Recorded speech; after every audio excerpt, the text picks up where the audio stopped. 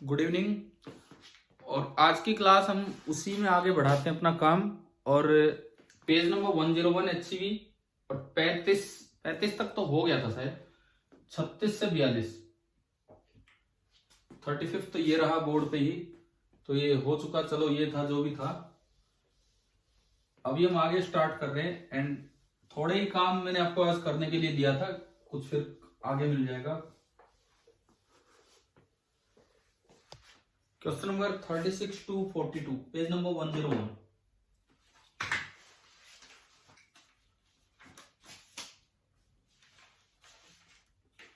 अच्छा, अब ये बताओ, ये जो है 3 सवाल जो हमारे कंडक्शन के बचे थे, क्या इस तरह के काम आसानी से हो रहे हैं हम सोल्व? Yes sir. ठीक है, फिर भी हम एक बार फटाफट देख लेते हैं। क्वेश्चन नंबर 36, इसमें लिखता है figure shows 2 adiabatic vessels containing A mass m of water at different temperature. दोनों साइड वाटर ही है, इधर भी और इधर भी। ये ब्राइटनेस ठीक ठाक है कि नहीं? मुझे इसमें हल्का नजर आ रहा है आपकी स्क्रीन पे।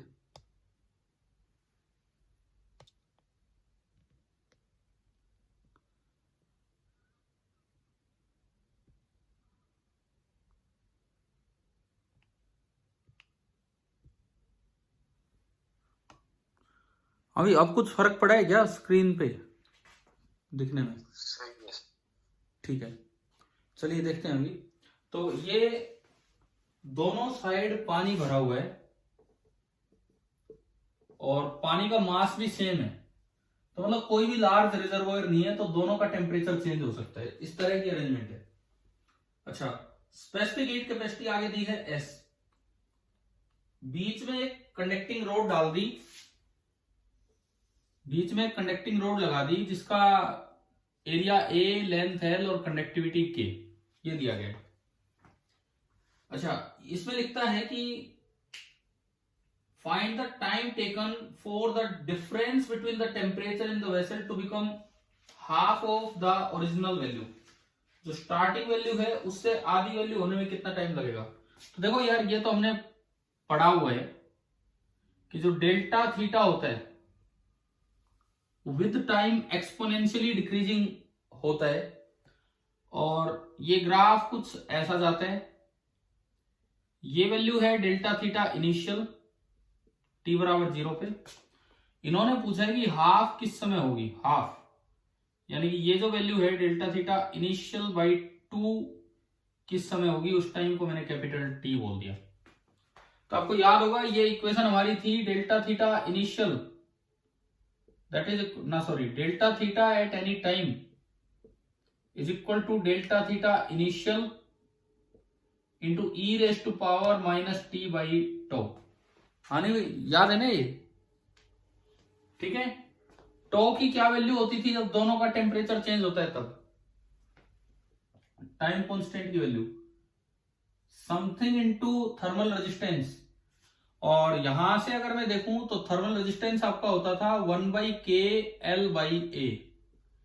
मुझे इसका फॉर्मूला बताओ, यहां पे क्या आता था टो में? बोलो। M1C1 M2C2, फॉर्मूला तो कंप्लीट बोलो एक बार, क्या है? Sir upon M1C1 plus M2C2। Upon M1C1 plus M2C2। अगर मैं इसको आगे बढ़ाऊं तो MS, एक MS से कटेगा और ये बचेगा MS/2, 2MS बनेगा जब, और R है 1/K/L/A। तो मुझे ये टॉ इसमें पुट करना है, तो डेल्टा थीटा का फॉर्मूला आ गया delta theta initial into e raise to power minus T upon tau, और टॉ की वैल्यू पुट करेंगे तो MSL और ऊपर गया 2KA, ये आ गया। देखो कितना हमारा टाइम बच जाता है। अगर ये काम आपने अपनी क्लास नोट्स में किया हुआ है, प्रूव किया हुआ है, तो कितना टाइम बच जाता है इन सवालों में।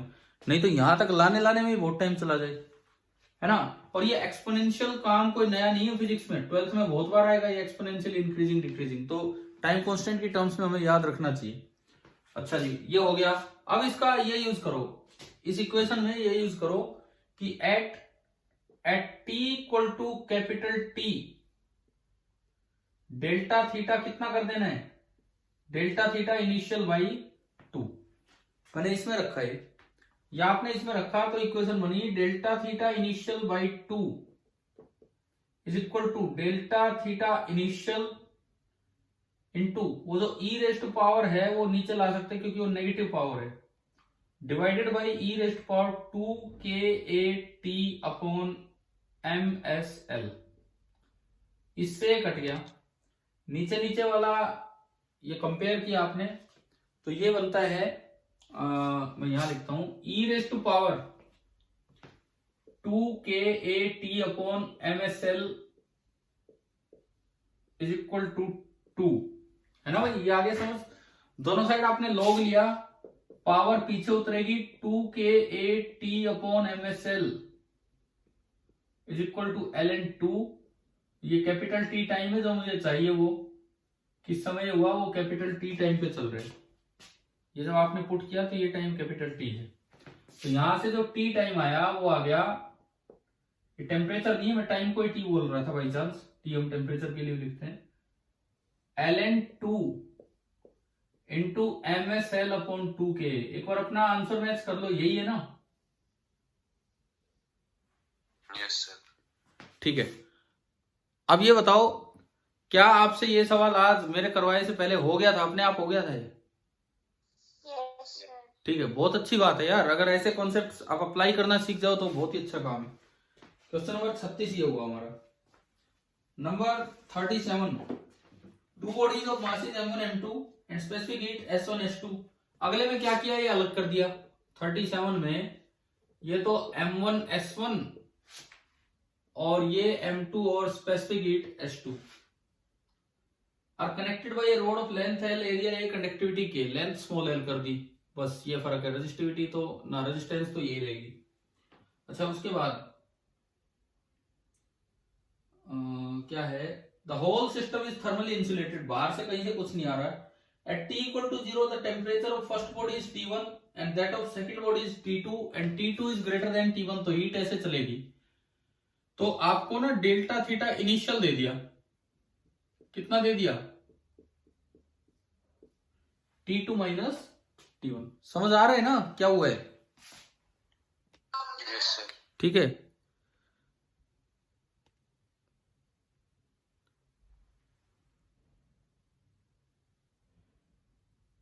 देखो डेल्टा थीटा इनिशियल दे दिया T2 माइनस T1, R दे दिया, M1 दे दिया, S1 दे दिया, M2 दे दिया, S2 दे दिया।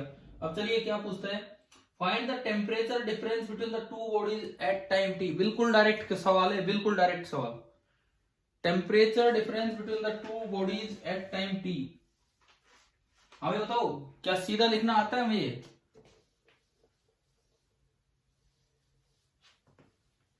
ये आपका डायरेक्ट फॉर्मूला है, ये आपका डायरेक्ट फॉर्मूला है, और delta theta that is equal to, ये मुझे चाहिए, डेल्टा थीटा इनिशियल कितना है, T2 minus T1 into e raise to power minus t by tau, where tau क्या होता है, m1 s1 into m2 s2 upon m1 s1 plus m2 s2 और into are, और आर आपका है 1/k into L by ए। ये तो कोई सवाल ही नहीं था, अगर आप देखते हो तो डायरेक्ट फॉर्मूला अप्लाई करना था, अगर आपने चीज पहले कर रखी है तो। एक बार अपना आंसर मैच करो, क्या ये आंसर यही है?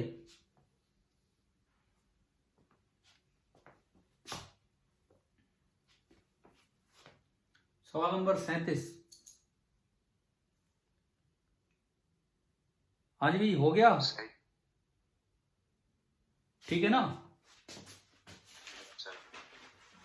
अगर आंसर देख लो किस तरह। अच्छा, इसमें आंसर में थोड़ा सा घुमा रखा है इन्होंने, इसने 1/टॉ को लैम्डा लिख दिया। इसने अपना आंसर ऐसा दिया है, एचसी वर्मा बुक में जो आंसर दिया है वो कैसे दिया है, 1/टॉ को लैम्डा लिख दिया, तो यहां लगा दिया minus lambda T, where lambda शायद इसका रेसिप्रोकल दे रखा होगा, है ना? ठीक है, चले हम आगे। क्वेश्चन नंबर 38, भाई ये 37 हो गया था ना आपसे, 37 हो गया था, बोलो एक बार, 37 हो गया था आपसे अपने आप। Yes sir. ठीक है, यस सर। अब ये बताओ 38 किस किस से हुआ है?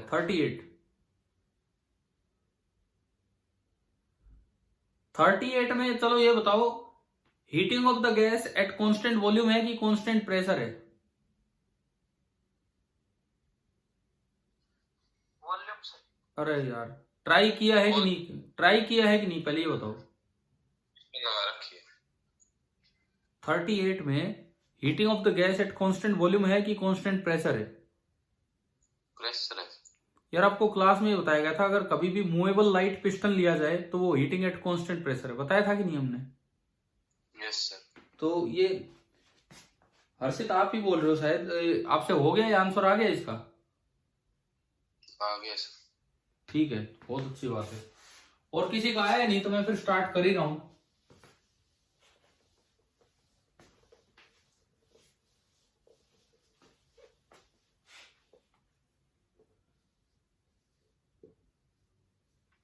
सवाल नंबर 38 देखते हैं हम। Figure shows two adiabatic vessels each containing a mass, ना कौन सा बॉटम है? 38 an amount n moles of a monoatomic gas at initial temperature T0 is enclosed in a cylindrical vessel fitted with a light piston। एक cylindrical कोई vessel है इस तरह का, उसमें एक पिस्टन है, ये आपको दिया गया है, मूवेबल पिस्टन है, सिलेंड्रिकल वेसल है और मूवेबल पिस्टन है। इसके अंदर दिए हैं n moles of monoatomic gas, ये इसने बोल दिया मोनोएटॉमिक गैस है। ठीक है, अब ये लिखता है the surrounding air has a temperature Ts greater than T0। बाहर का तापमान ज्यादा है और अंदर का कम है, तो हीट ऐसे आएगी, बाहर से अंदर आएगी।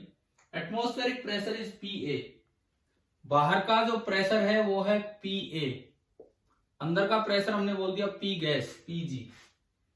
ठीक है, अब ये लिखता है हीट में be conducted through the surrounding and the gas through the bottom.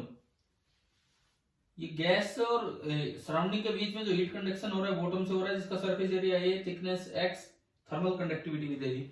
ये लो भाई, ये हमने बॉटम बना दिया, जिसका एरिया ए, थिकनेस x और थर्मल कंडक्टिविटी के, मतलब बॉटम का आपको r दे दिया, r कितना 1/k x/a, और यहां से यूं हीट आएगी नीचे से ऊपर की तरफ, क्योंकि सराउंडिंग का टेम्परेचर ज्यादा है। पहली बात, क्या डायग्राम क्लियर हो गया है सभी को? Yes sir. ठीक है, अब देखो इसके बाद सुनो, इनिशियल टेम्परेचर T0 है, तो भाई पहली बात यह है कि इसमें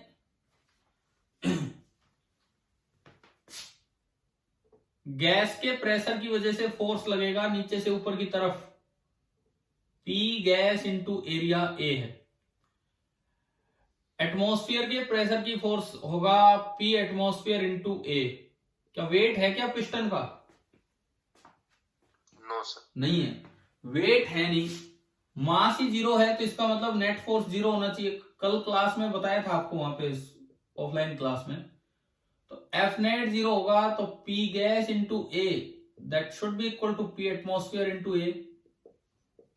A से A कैंसिल, यानी कि P gas should be equal to P atmosphere, और P एटमॉस्फेयर तो कांस्टेंट ही है, रहता ही है, आपके मोशन से एटमॉस्फेयर का प्रेशर चेंज होगा नहीं, यानी कि इस हीटिंग के दौरान प्रेशर ऑफ गैस कांस्टेंट रहेगा। तो बताओ इस सवाल में Cp काम आएगा कि Cv काम आएगा? इस सवाल में Cp काम आएगा या Cv काम आएगा? P sir. Cp। Monoatomic gas का Cv कितना होता है? 3/2R। तो मोनोएटॉमिक गैस का Cp कितना होगा? 5/2R। हाँ, 3/2R प्लस R, यानी कि ये कितना हो गया? 5/2R। अब सब कुछ तैयार है।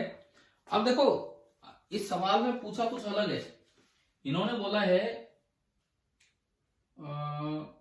क्या पूछा था, find the distance moved by the piston in time T. T time में पिस्टन कितने डिस्टेंस कवर कर लेगा, ये आपको बताना है। सिंपली ये आपको बताना है कि टी टाइम में पिस्टन कितने डिस्टेंस कवर कर लेगा। देखो सबसे पहली बात, मान लो इनिशियल लेंथ एल है, ये मैं उस वक्त की बात कर रहा हूं T equal to 0, starting time की। इनिशियल लेंथ है एल और इनिशियल टेम्परेचर है टी नोट। थोड़ी देर के बाद, टी टाइम के बाद, ये मैं पिस्टन का ये पार्ट हटाता हूं, थोड़ी देर के बाद मान लो पिस्टन यहां आ चुका है।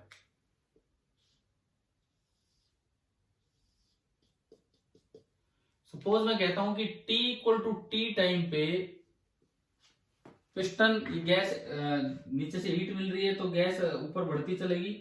मैंने माना कि भाई पिस्टन यहां कहीं आ गया, ठीक है, और पिस्टन की जो लेंथ हमने मानी, वो मान ली कितनी, y, मतलब पिस्टन की लेंथ नहीं, जो डिस्टेंस मूव किया है पिस्टन ने। तो आपको बताना है, सवाल में बताना है कि y कितना है। मान लो कि जब पिस्टन यहां आ चुका है तो गैस का टेम्परेचर कितना हो चुका है, T। अब पिछले सवाल में मैंने T से टाइम को रिप्रेजेंट कर दिया, वैसे हम T से टेम्परेचर को ही दिखा रहे हैं। तो गैस का टेम्परेचर इनिशियल कितना था, T नोट, और यहां आया तो गैस का टेम्परेचर मैंने मान लिया कितना हो गया है, T। अब देखो अगर T आ जाए तो Y आ जाएगा, कैसे, अब मैं वो समझाता हूं। T कैसे आएगा वो हमने कई बार कर रखा है, वो अभी आपसे पूछेंगे। लेकिन अगर मेरे पास टेम्परेचर आ गया एट टाइम T तो Y आया पड़ा है। आइडियल गैस इक्वेशन क्या होती है, ideal gas equation PV is equal to nRT। तो आप 2 बार आइडियल गैस इक्वेशन लगाओ, आप 2 बार आइडियल गैस इक्वेशन लगाओ। कब 2 बार, फर्स्ट एक बार आप लगाइए at T equal to 0। At T equal to 0 अगर आप देखते हो तो गैस का प्रेशर कितना है, बताओ भाई, टी इक्वल टू 0 पे गैस का प्रेशर कितना है। गैस का प्रेशर तो हमेशा ही कितना है, P एटमॉस्फेयर, पीजी। तो यार पीजी तो मैं बोल ही रहा हूं, वो पीजी की वैल्यू कितनी है हमेशा, PA, वो तो चेंज ही नहीं हो रहा। PA क्वेश्चन में दिया है ना कि PJ, तो गैस का प्रेशर PA। इनिशियल वॉल्यूम बताओ, कंटेनर का इनिशियल वॉल्यूम, एरिया A है और ये दूरी L है, तो इनिशियल वॉल्यूम कितना, अरे बोला करो, AL, P इंटू V। देखो आप यूं मत शर्माओ कि भाई मैं बोल रहा हूं, मैं समझ आ जाऊंगा, पहचान में आ जाऊंगा। अरे बोलो ना, सभी बोलो, ऐसी क्या बात है। Is equal to number of mole, question में दिया है N, R ये गैस कांस्टेंट है ना कि ये थर्मल रेजिस्टेंस। थर्मल रेजिस्टेंस को मैं थोड़ी देर के लिए स्मॉल r से दिखा देता हूं। R गैस कांस्टेंट की तरह मैंने यूज किया, और इनटू इनिशियल टेम्परेचर कितना है गैस का, T नोट। आप बताओ, पहली इक्वेशन आ गई समझ, है ना। अब एक बार मैं गैस इक्वेशन लगाऊं at T equal to T, at T equal to T मैंने गैस इक्वेशन लगाई, तो बताओ क्या बनेगा, प्रेशर कितना गैस का, P एटमॉस्फेयर। वॉल्यूम कितना, वो PA दे रखा है, P एटमॉस्फेयर दे ही PA रखा है। आगे बोलो, वॉल्यूम कितना है गैस का इस वक्त, डायग्राम बस AY। ये यहां से गैस हट गई, यहां से कहां गई फिर, यहां वाली गैस,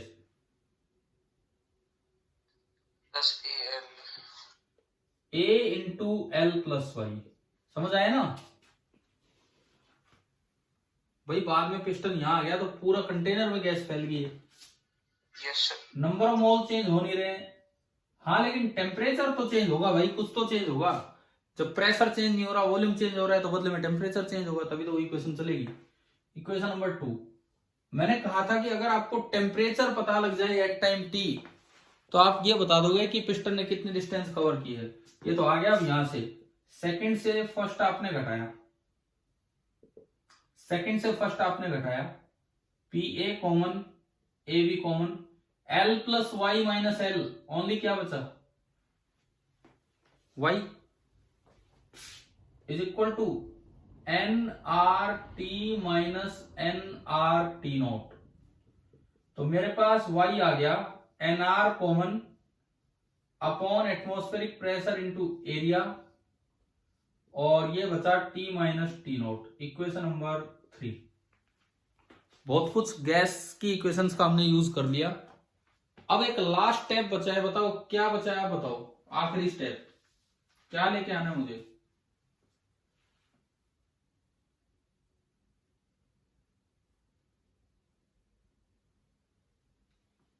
बोलो भाई।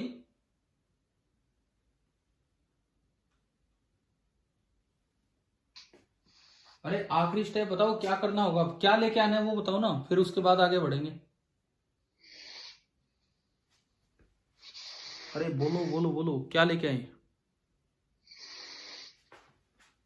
इस इक्वेशन में क्या अननोन है मेरे लिए ताकि y आ जाए। T, T, temperature, temperature at time T. यहां तक बचा के रखो, अब टेम्परेचर निकालने की तरफ चलते हैं। चले मैं इसको मिटा दूं थोड़ा, yes sir, अगर नोट करना है तो कर लो, मैं फिर मिटा दूंगा, इसको देख लीजिए आप। अब यहां पे यहां तक आने के बाद हमें निकालना होगा now find temperature at time T.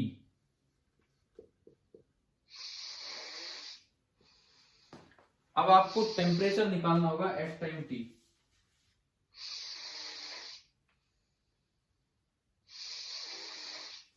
बताइए कैसे निकालें, क्या करें हम, कैसे टेम्परेचर निकालें। पीछे जो हीट करंट का यूज अब होगा, हीट करंट वाला यूज।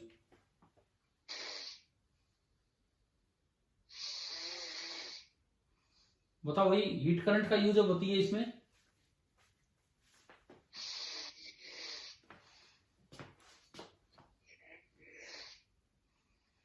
अरे मैं चलूं आगे बढ़ूं, अब देखते हैं इसमें आगे, देखते हैं क्या यूज होगा। इसको मैं हटा रहा हूं यहां से।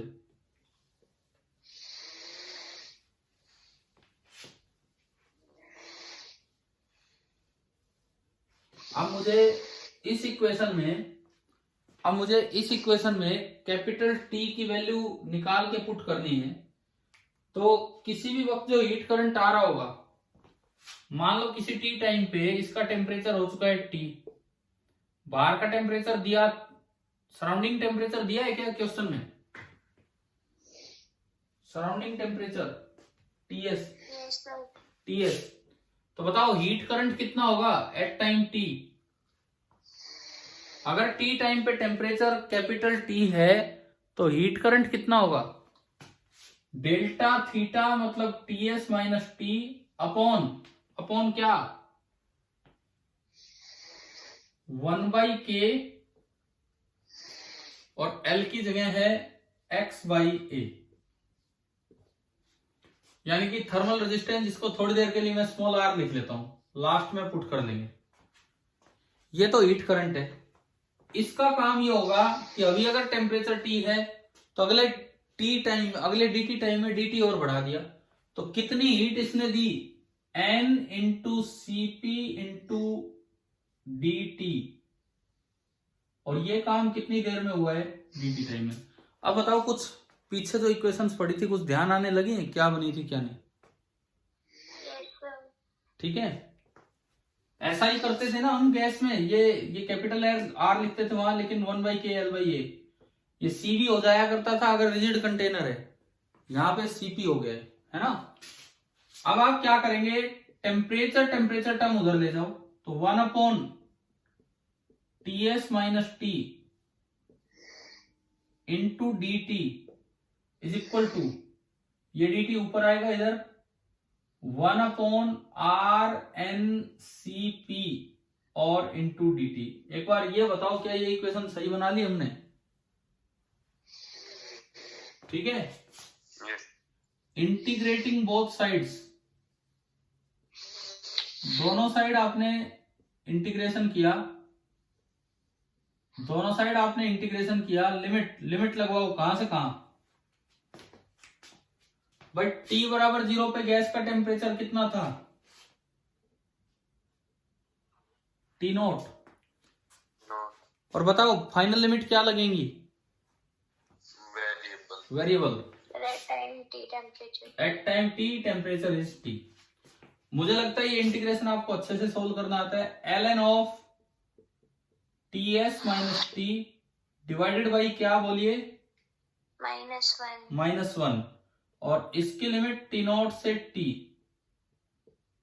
1/RNCP और वो dt का T लिमिट 0 से T। इसको मैं थोड़ा सिंप्लीफाई करूं तो ln ऑफ एक तो आएगा Ts minus T minus ln of Ts minus T not, लेकिन नीचे -1 है तो उससे ये माइनस बनेगा और ये प्लस हो जाएगा। और log a माइनस बी को मैं क्या लिख सकता हूं? Log A upon तो B. ये बन गया ln Ts minus T nought upon Ts minus T। मिटा के लिख दूं मैं, समझ आ गया हो तो ये आया ln of Ts minus T nought upon Ts minus T पूरे का log to the base e, log to the base e बराबर 1/RNCP ये T। एक बार इसका रेसिप्रोकल कर दो, एक बार इसका रेसिप्रोकल कर दो तो ये बना log of Ts minus T upon Ts minus T nought into E is equal to ना ना ना ना ना अभी नहीं कर रहे, अभी नहीं करना रेसिप्रोकल, ऐसे नहीं, पहले उसको उधर ले जाके फिर करेंगे। Ts minus T nought upon Ts minus T it is coming out to be e raise to power 1/RNCP into T। अब आप क्या करो, अब इसका रेसिप्रोकल कर दो तो this implies Ts minus T upon Ts minus T nought is equal to e raise to power minus T upon RNCP। और इसको उधर भेज दो, अगर इसको अगर मैं उधर भेज दूं तो देखो एक फॉर्मूला सा बन के आ रहा है। Ts माइनस T का मतलब है इस समय delta theta, Ts minus T nought का मतलब है delta theta initial e raise to power minus T by tau, ताकि आगे से सवाल आए तो हमें बार बार इतना इतना ये इंटीग्रेशन वाला काम ना करना पड़े। क्या फिर से ये वही फॉर्म नजर आ गई क्या आपको? Yes, sir. लेकिन टो अलग है, टो टाइम कांस्टेंट अलग हो रहा है बस। Time constant is equal to thermal resistance into number of moles into Cp। क्या ये समझ आया यहां तक? Yes, sir. ठीक है। अब मैं अगर डायरेक्ट इसका यूज करूं तो इस समय टेम्परेचर डिफरेंस है T माइनस Ts। अब अगर मैं डायरेक्ट इसका यूज करूं तो इस समय जो टेम्परेचर डिफरेंस है ना, बाहर का ज्यादा है, बाहर का ज्यादा है तो Ts माइनस T बराबर इनिशियल था Ts minus T nought e raise to power minus T by tau. अच्छा टो कितना है? R into N into Cp। R तो होता है 1/K L/A, तो Ka ऊपर चला गया और इंटू N और इंटू Cp। और Cp कितना है इस गैस का? मोनोएटॉमिक गैस है ना ये। Cp कितना है? 5/2R। एक बार ये बताओ क्या ये स्टेप समझ आ गया है कि नहीं? Yes, sir. ठीक है। एक बार हम चेक कर लें सारी चीजें सही लिखी हैं क्या। Ts minus T nought initial e raise power minus T by tau. Tau आपको लिखना था R तो है L नहीं है, X है। L की वैल्यू X है 1/K L/A, ठीक है। नंबर ऑफ मोल्स N और Cp है 5। ये R ऊपर आएगा नीचे आएगा? ये बताओ, ये R ऊपर आएगा नीचे आएगा? Capital R. सीपी की वैल्यू क्या होती है? सीपी की वैल्यू, सीपी की वैल्यू बोलो यार जल्दी। 5/2। 5, 5/2R। तो ये आर इसमें 5 के साथ आएगा, 5r/2। आप ये बताओ क्या ये समझ आ गया है क्या यहां तक? Yes sir। यहां से मेरे पास t निकल के आ गया, t, ts minus T note, ये सारा कुछ इधर घटेगा, t उधर जाएगा, e⁻²-2ka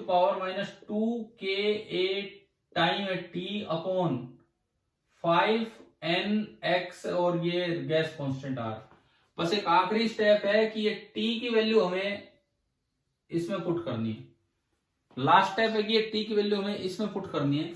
तो जब आप ये t की वैल्यू यहां पुट करेंगे तो ये जो y बनेगा, y that is equal to nr अपॉन pa इंटू कैपिटल A।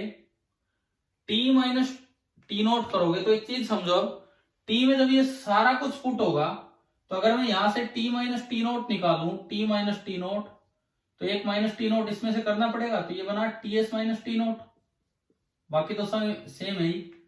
ये माइनस दिस इंटू दिस, क्या इन दोनों में से ts minus T naught common आ रहा है?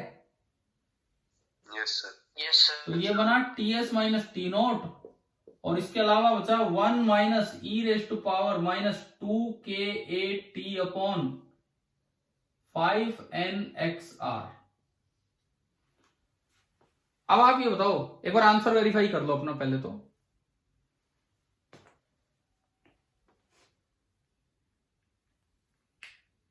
हाँ भाई, मैच हो रहा है? यस। ठीक है, अब सुनिए, इस सवाल में ना दो नई बातें हमने सीखी। एक तो पिस्टन कितना मूव करेगा ये गैस इक्वेशन लग के पता लगता है, पीवी इक्वल टू एनआरटी से, ठीक है, वो वॉल्यूम में चेंज आ जाएगा। दूसरी नई बात, ये जो इंटीग्रेशन आपने किया, क्या फिर से ये वही रिजल्ट नहीं दे रहा है क्या? वैसा ही बिल्कुल सेम, यस है ना?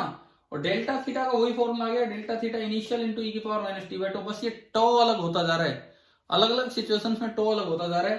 टो यहाँ पे आया thermal resistance into number of moles into CP.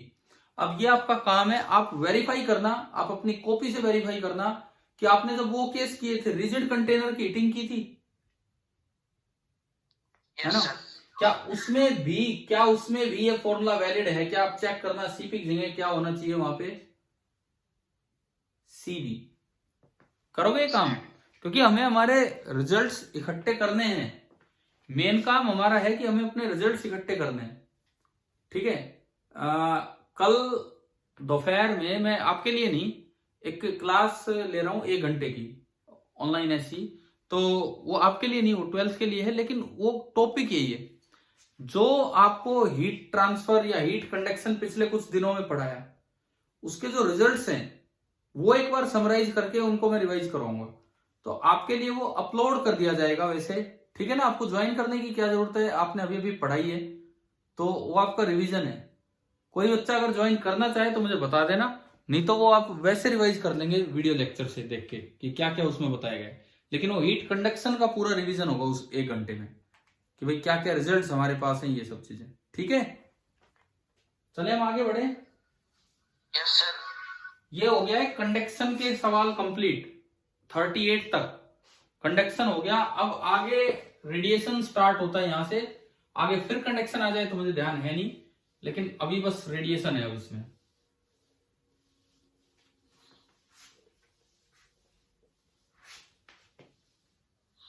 हम आते हैं अब, ये जल्दी जल्दी छोटे छोटे सवाल होंगे। 39 हो गया सर। कौन सा फॉर्मूला लगाया? Stefan Boltzmann law. Yes sir. 39 U is equal to E sigma A absolute temperature raise to power 4। क्या ये टेम्परेचर डिग्री सेल्सियस में लेना है कि केल्विन में? Kelvin sir. केल्विन में। एक बार बस मैं सवाल पढ़ लूं क्योंकि फटाफट होंगे। अब टोटल सरफेस एरिया दे दिया 1.6, ए आपको दे दिया 1.6। आइडियल रेडिएटर मतलब black body, ideal radiator word कभी भी आए it means black body, because जो परफेक्ट एब्जॉर्बर होता है वही परफेक्ट रेडिएटर होता है। तो ई कितना? 1।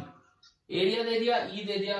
स्टीफन कांस्टेंट आप याद रखा करो, वैसे इसने लिख भी दिया कि आप उसकी वैल्यू नियरली कितनी पुट कर दिया कीजिए, 6 × 10⁻⁸ और टेम्परेचर 37 डिग्री मतलब कितना? 37 डिग्री 310 हो जाएगा, ठीक है। Yes sir. और इन्होंने पूछा है अमाउंट ऑफ एनर्जी रेडिएटेड पर सेकेंड, उसी को हम स्मॉल यू बोलते थे। ये जो अमाउंट ऑफ एनर्जी रेडिएटेड पर सेकेंड आती थी हम उसी को स्मॉल यू बोलते थे। हम ये सोल्व कर लोगे ना, ये यस सर। चाहे कैलकुलेटर की मदद से करो, कैसे करो, ये हो गया 39। 40 calculate the amount of heat radiated पर सेकेंड। इसमें भी यू ही पूछा है, एक बार देख लेते हैं, बस यही चीजें, कुछ और है। एरिया दे दिया 12 सेंटीमीटर स्क्वायर, मतलब एरिया आपको दे रखा है 12 × 10⁻⁴ और kept in thermal equilibrium in room at 20 degree Celsius. इसका क्या मतलब है? एक बॉडी है वो रूम के साथ थर्मल इक्विलिब्रियम में, और उस बॉडी का टेम्परेचर कितना हो जाएगा? 25। ना 25 कहां से हो जाएगा? रूम का कितना दिया है? 25 दे रखा है रूम का इस क्वेश्चन में। मेरी किताब 20 दे रखा है ना, 20 डिग्री। तो जो रूम का टेम्परेचर है वही बॉडी का हो जाएगा अगर वो थर्मल इक्विलिब्रियम में। इसका मतलब जो टेम्परेचर है वो कितना हो गया, बताओ कितना पुट करना होगा? 20 नहीं, 20 + 2 सेंटीमीटर। हाँ ये ध्यान रखना, ये गलती हो सकती है इन सवालों में। अच्छा एमिसिविटी दे दी। आज हमने पढ़ा था एमिसिविटी का क्या मतलब है, कि ब्लैक बॉडी के मुकाबले कितने टाइम्स उसकी एमिसिव पावर है, वो है एमिसिविटी 0.8। और सिग्मा भी दे दिया। अगेन आपको यही फॉर्मूला लगाना है, E sigma A T⁴। Solve करोगे आ जाएगा, अप्रोक्सीमेटली आ जाएगा। हो गया, ठीक है। Question number 41। A solid aluminium sphere and a solid copper sphere of twice the radius. एक एल्यूमिनियम का है और एक कॉपर का है। देखिए 41 देखते हैं, ये बताओ ये हुआ कि नहीं? 41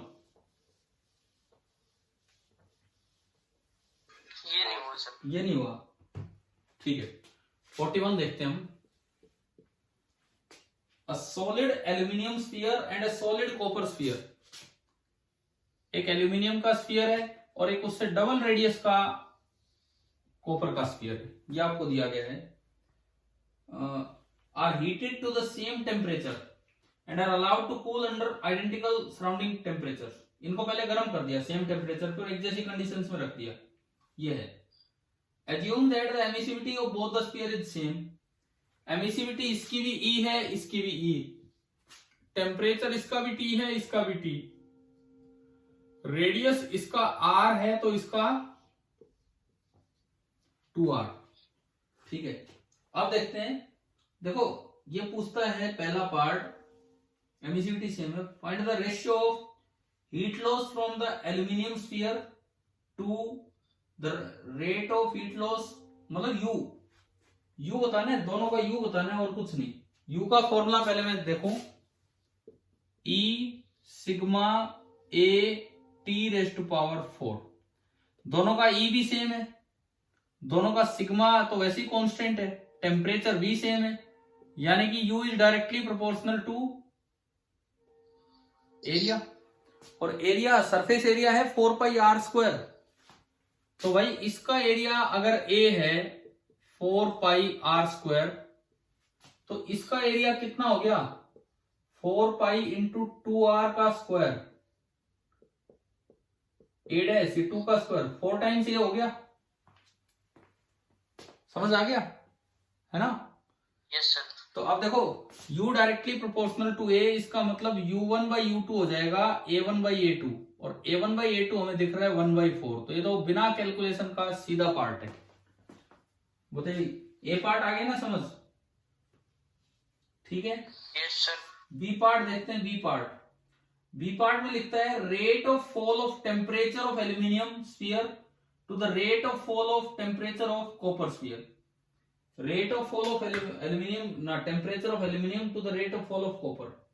अब आपको ये बताना है, इसके लिए देखिए इस समय इसका टेम्परेचर है T, किसी T टाइम पे मान लो इसका टेम्परेचर T है, तो T प्लस dt टाइम पे टेम्परेचर इसका तो हो जाएगा T प्लस dt1 और इसका हो जाएगा T प्लस dt2। समझ आया भाई? अलग अलग चेंज होंगे ना, ये अलग मटेरियल है वो अलग मटेरियल है। T टाइम पे मान लो ये था तो dt टाइम पे इतना होगा, क्या ये समझ आ रहा है? तो यहां मैं अगर बात करूं rate of fall of temperature, rate of fall of temperature, इसमें तो होगा माइनस dt1/dt और इसमें होगा माइनस dt2/dt। एक बार ये बताओ ये माइनस क्यों लगाया मैंने? माइनस क्यों लगाया जल्दी बोलिए भाई। पहले dt2 नेगेटिव है। हाँ, dt1 और dt2 दोनों नेगेटिव हैं क्योंकि टेम्परेचर कम हो रहा है, ये इनसे हीट रेडिएशन निकल रही है, टेम्परेचर कम हो रहा है, जबकि रेट ऑफ फॉल तो पॉजिटिव हो गया क्योंकि असल में गिर ही रहा है टेम्परेचर। तो ये माइनस लगा के इसको भी पॉजिटिव किया है और माइनस लगा के इसको भी हमने पॉजिटिव किया है। अब वो जो हीट करंट कंडक्शन का लिखते थे I, उसकी जगह यहां आ जाता है U।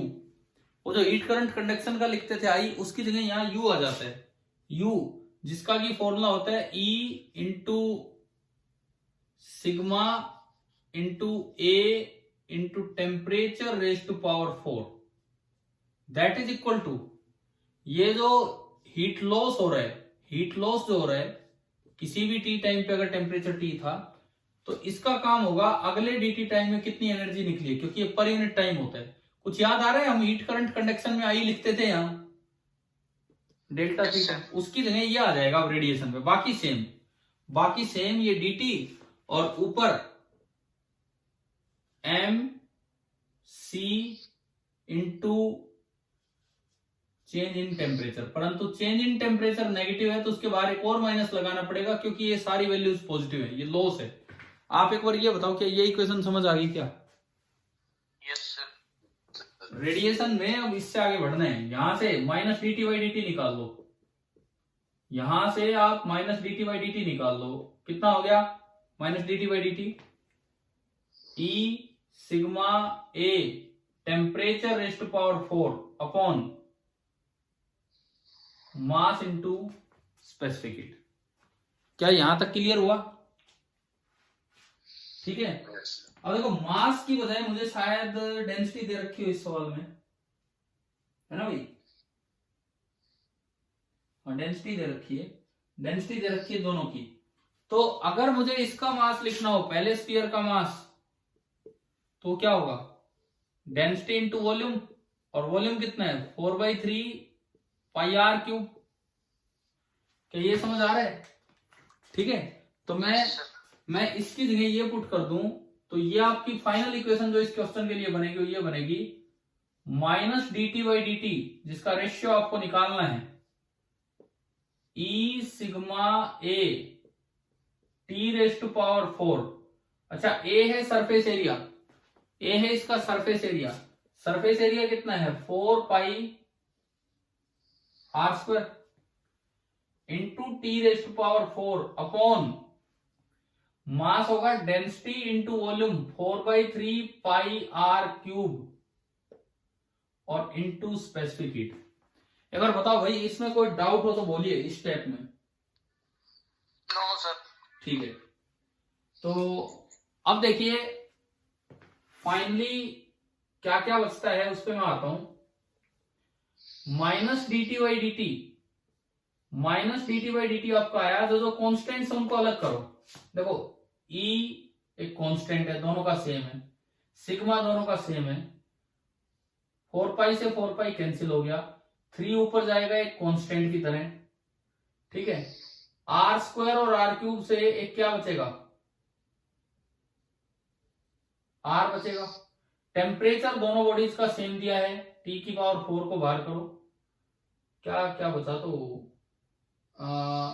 1 अपॉन एक तो नीचे रो बचेगा एक R बचेगा और एक C बचेगा। एक बार इसको भी चेक कर लो, कभी इसमें कोई कंफ्यूजन तो नहीं है।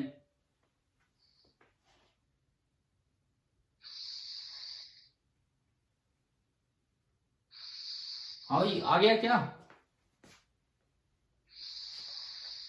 अच्छा सुनो सुनो सुनो, टेम्परेचर सेम होना कोई जरूरी नहीं है, इसको यू में कन्वर्ट करते हैं। हमारे पास यू का रेशियो है, अभी फर्स्ट पार्ट किया था, u1/u2 कितना आया था? u1/u2 कितना आया था फर्स्ट पार्ट में? आया था कि नहीं ये? Yes sir. आप इसको यहां से u में भी कन्वर्ट कर सकते हो। कैसे? e सिग्मा a t⁴, ये तो पूरा क्या होता है?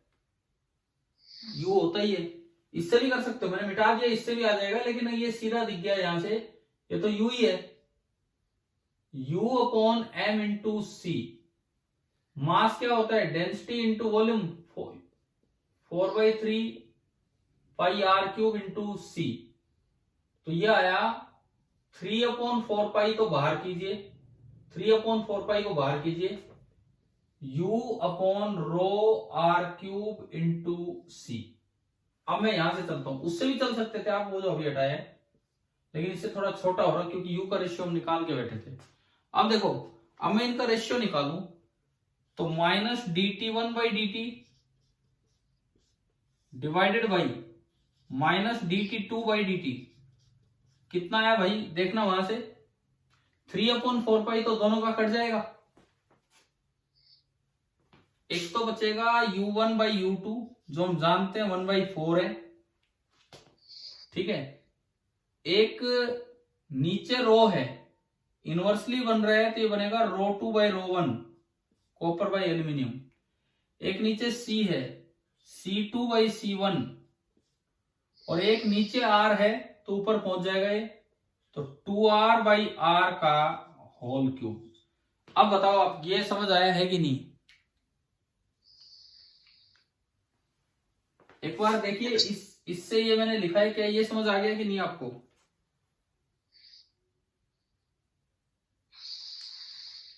बोलो भाई। आ गया ना? अब ये R से R गया, 2 का क्यूब 8। अब मैं बस फाइनली वैल्यू पुट कर रहा हूं। u1/u2 आपने फर्स्ट पार्ट में निकाला था 1/4। ρ2/ρ1 क्वेश्चन से देखो, क्वेश्चन से आप देखिए, ρ2 तो कॉपर है, ρ2 390 है और ρ1 900 है। 390/900। अगर मैं कुछ गलत लिख रहा हूं तो बता देना। अब specific heat capacity C2/C1, C2 तो हमने कॉपर ही मान रखा होगा, हाँ कॉपर की, अरे यार ये तो C2 और C1 की वैल्यूज पुट की हैं, 390 और 900 तो इनकी वो है। अच्छा, डेंसिटी अलग दी है, density of copper is 3.4 times that of aluminium. ρ2/ρ1 जो है ना, ρ2/ρ1 वो आपका है 3.4, समझ आ रहा है? और इंटू 8, ये 2 का क्यूब 8, 4 से गया 2। ये आप सोल्व करेंगे, जो भी आएगा वही आपका आंसर होगा। क्या आंसर इसके सेकंड पार्ट का?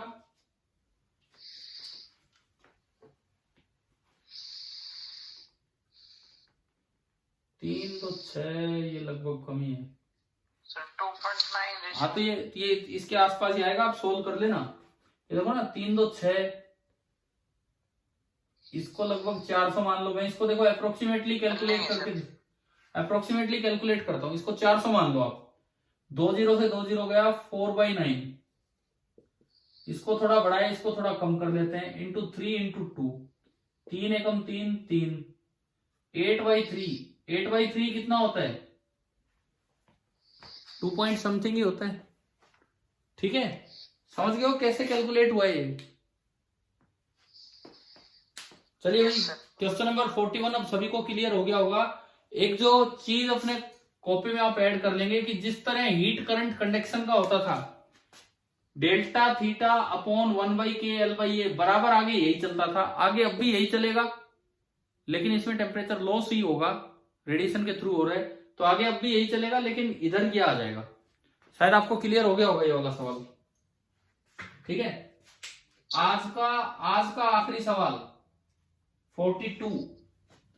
आज के लास्ट क्वेश्चन पे हम चलते हैं, क्वेश्चन नंबर 42।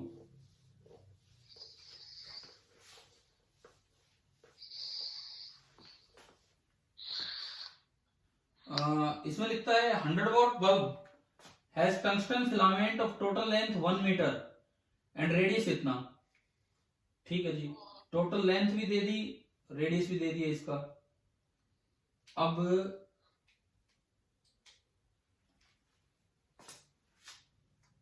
और क्या क्या है, ठीक है, एमिसिविटी 0.8 है, सिग्मा ये लेना है।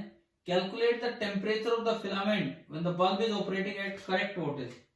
करेक्ट वोल्टेज का क्या मतलब है, जैसे बल्ब है, सवाल नंबर 42।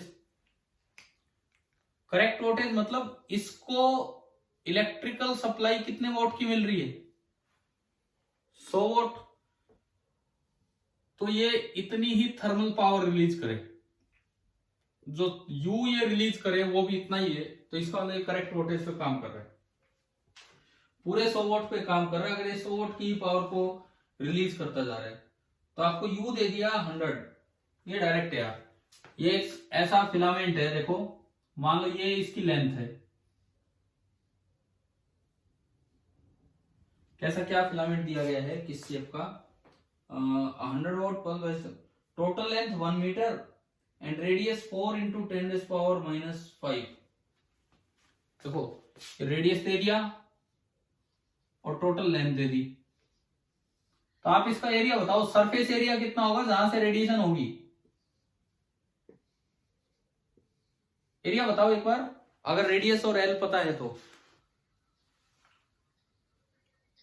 सिलेंडर का कर्व्ड सरफेस एरिया कितना होता है, 2πr/h। हाँ, तो जहां से रेडिएशन निकलेंगी वो एरिया हो गया 2πr। अब यू का फॉर्मूला होता है E सिग्मा A T⁻⁴। मैंने E की वैल्यू पुट की तो U आपका आया E सिग्मा 2πrl T⁻⁴। अब एक बार देखते हैं कि क्वेश्चन में क्या पूछा है, टेम्परेचर पूछा है, हाँ टेम्परेचर पूछा है। अब आप बताते चलो, क्या यू दे रखा है, कितनी पावर ये रेडिएट कर रहे हैं, यस सर। 100 वोल्ट ये दे दिया। ई दे रखा है बल्ब की एमिसिविटी, क्वेश्चन में देखो, क्वेश्चन में ई दे रखा, 0.8। ठीक है। सिग्मा हमें पता ही होता है 6 इंटू 10⁻⁸। क्या उस फिलामेंट का रेडियस गिवन है, यस सर। और लेंथ भी गिवन है, यस सर। तो यहां से T⁻⁴ आप निकाल लेंगे। फिर भाई 2 बार उसका अंडर रूट लेना होगा, पहले तो T² आएगा, फिर एक बार T आ जाएगा, उसका फिर से अंडर रूट लेके और वो केल्विन में आएगा। करोगे तो कैलकुलेशन है इस सवाल में तो सीधी कर लेंगे सर। चलो अब ये बताओ 42 तक क्लियर हो गया है कि नहीं ये क्वेश्चंस सारे, यस सर। ठीक है। Yes sir. अब अगला काम सुनो, जो आपको यहां से और ट्राई कर लेने हैं। आज शाम तक के लिए मैंने 42 तक ही दिए थे, आप कुछ और कर सकते हैं इनमें से, जहां तक 42 50, आप 50 तक ट्राई कीजिए, 50 तक। ठीक है सर। ये मैं कल के लिए बोल रहा हूं, क्योंकि उसके बाद फिर टेम्परेचर और मिनट का यूज हो रहा है, वहां जाके कहीं ना कहीं न्यूटन्स लॉ ऑफ कूलिंग और ये सब आ जाएंगे। तो आप एक बार 42 से 42 तक हो गए, 43 to 50 इतने से सवाल मैंने आपको दिए हैं, 43 to 50। और कल अगर पॉसिबल हुआ मैं आपको टाइम लिंक भेज दूंगा और फिर हम ये भी डिस्कस करेंगे 43 to 50। इसके अलावा अपनी एनसीईआरटी टेक्स्ट बुक वाले क्वेश्चन जरूर करना, एक न्यूटन्स लॉ ऑफ कूलिंग और एक beyond displacement law, black body radiation, ये 2-3 टॉपिक हम अगली क्लास में लेंगे मंडे को वहां पे स्कूल में, ठीक है। Yes sir. चलिए गुड नाइट, बाय।